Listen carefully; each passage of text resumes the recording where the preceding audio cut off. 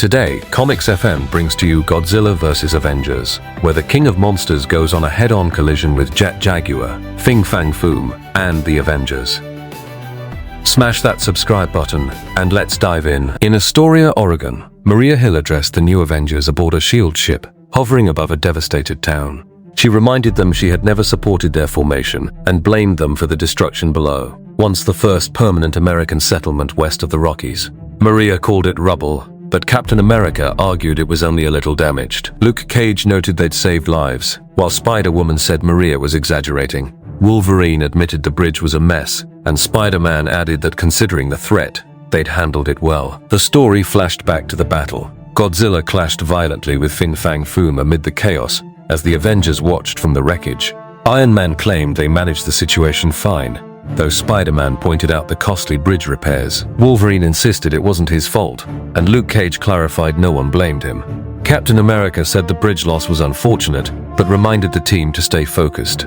Captain America narrated that they were outmatched from the start. Spider-Man rescued civilians, joking that no one got hurt much, while Iron Man targeted Fang Foom, realizing it was a mistake. Spider-Man explained the challenge of swinging without tall buildings, while Iron Man reflected that mistakes helped them learn. Luke Cage endured Godzilla's attack, saying unbreakable skin didn't mean no pain, as Wolverine fought back with fiery claws. Spider-Woman attacked from above, wishing Hulk or Thor were present, but instead, a giant robot suddenly descended from the sky, startling everyone. As the battle raged, Wolverine and Captain America wondered where the giant robot came from, hoping it was friendly. Iron Man confirmed it was Jaguar, a robot built by Goro Ibuki for kaiju emergencies, reassuring the team it was there to help. Spider-Man and Luke Cage joked about the robot's name, while Spider-Woman directed civilians to safety. Ant-Man observed that Jaguar was steering the monsters away from town, reducing damage. Jaguar grappled Fang Foom, but Spider-Man struggled to contain the dragon's fall with limited web fluid. When he asked Spider-Woman for help, she snapped that she didn't do webs. Fang Foom became tangled in Spider-Man's webs, temporarily trapped. Jaguar signaled a thumbs up, but Iron Man warned they still had Godzilla to deal with. Luke Cage checked on Wolverine's burns, and Wolverine grumbled that worse pain was coming.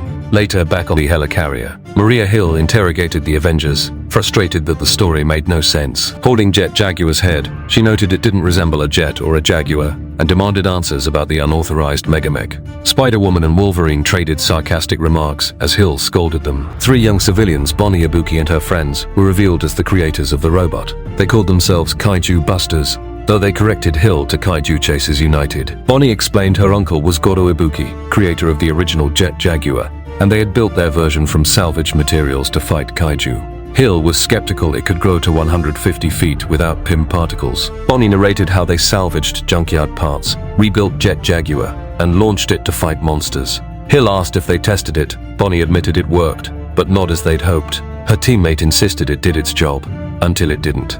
As Jaguar malfunctioned, Captain America asked what went wrong. Bonnie's team realized the robot's AI had glitched, making it turn on Godzilla. They panicked, trying to regain control, while Fang Foom broke free from Spider-Man's weakened webbing. Spider-Man quipped about the failure, and the others debated whether the robot or the pan was worse. Iron Man insisted his plan was fine, claiming control while flying Luke Cage and Spider-Man over the chaos.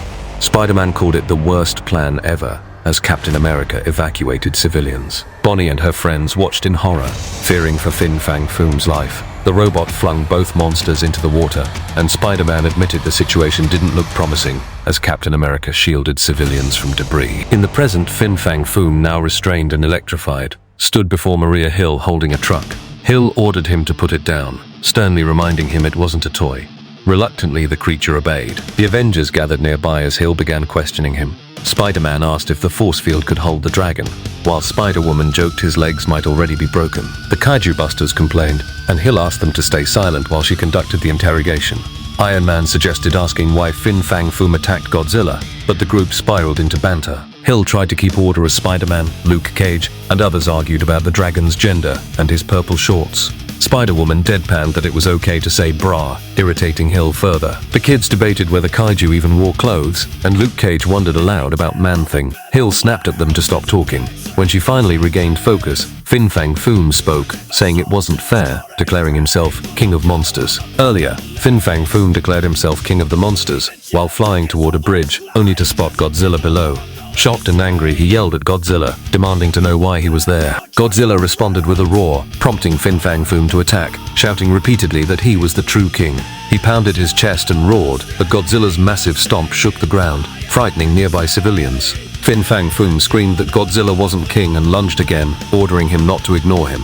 Godzilla finally retaliated, slapping Foom across the face multiple times with his tail, leaving him dazed and bruised. Back in the present, the Avengers and Maria Hill listened to Fang Foom's account.